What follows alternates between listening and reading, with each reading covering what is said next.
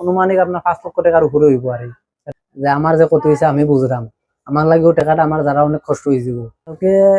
গতকালকে সোমবারে রাত্রে মানে আমরা পিছন দিকে আমার দোকানের আরো 2টা গুদাম আছে পিছনে,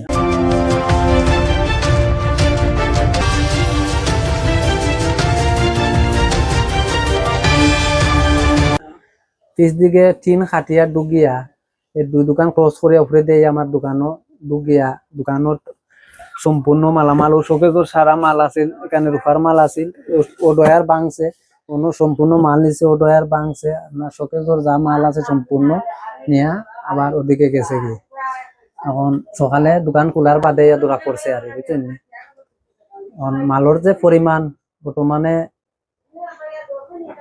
আপনার মানে সাময়িক একটা হিসাব করছি, ধরুন 5 লক্ষ টাকার উপরে হইব, নিচে দিয়ে হইতো না সম্পূর্ণ টোটাল মিলিয়ে। কিছু আমার কাস্টমারও জিনিস আছে, আর কিছু আমার জমা মাল আছিল, যে আমরা পুরান রূপা বা নতুন রূপা কিনা কিছু স্টক মাল আছিল, ওগুলো আমার নিচে কি সম্পূর্ণ।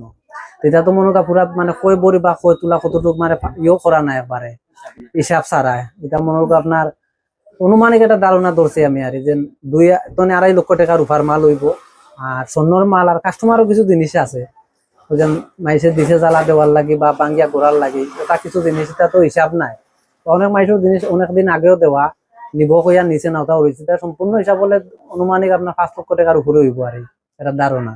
হয়তো আর বাড়তে পারে, হয়তো 10-20 হাজার কমতে পারে। তো ঢুকছে আপনার আমার দোকানের উপরে কিন্তু টিন, এর পিছনে আরো 2টা গুদাম আছে, এরপরে হইলো গিয়া জমি, ওদিক থেকে ডুগিয়া আমার যে লাস্টের যে গুদাম এটা সুপারির গুদাম আর ওই গুদামর উপরে দিয়ে টিন খাটিয়া ডুগিয়া আর উপরে দিয়া বাইয়া বাইয়া টিনও দড়িয়া আপনার আমার দোকানও লামছে। লামি ওখান থেকে মালটা মানে সম্পূর্ণ লইয়া আবার ওবাই গিয়া যাইতে সময় দরজা খুলিয়া গুদামর যে দরজা আছিল ভিতরে দরজা খুলিয়া বারোয়া ওদিকে গেছে গিয়া, চিহ্ন মিলছে আর পাওয়ার পাড়া। আর কেউরে কোনো কিছু নিছে না, খালি শুধু আমার দোকানটাও নিছে।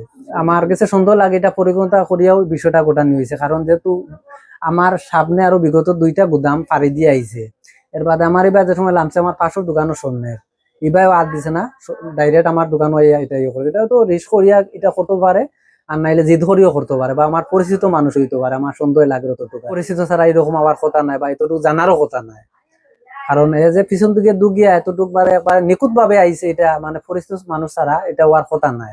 বাজার কমিটিও আইসুন, আমরা সভাপতি স্বয়ং আসলা, থানাও আইসুন, আমরা দারোগা সবাই ইনকারি করে গেছেন, মানে সম্পূর্ণ দেখে গেছেন, স্পটও দেখে গেছেন। এটা আমি মানে সব বাজার কমিটি এবং প্রশাসন সবরে মিলিয়া বা বাজারও অন্য ব্যক্তি যারা আছে যে সত্য হাতে যাতে এটা ধরার লাগে বা সহযোগিতা আমার করার লাগে, যাতে ভবিষ্যতে আর কেউ ক্ষতি না হইতে পারে।